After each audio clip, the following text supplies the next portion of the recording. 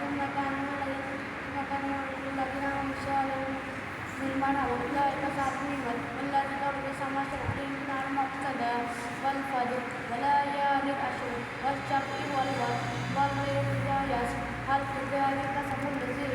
لم تكن بالبيات إلى مدارهم التي لم يقم فيها في البلاد وثمود الذين جابوا شطر بالواد يدعون بالأوتاد الذين في البلاد يقتل فيها المثل استبق عليهم ربهم سوء عذاب إن ربك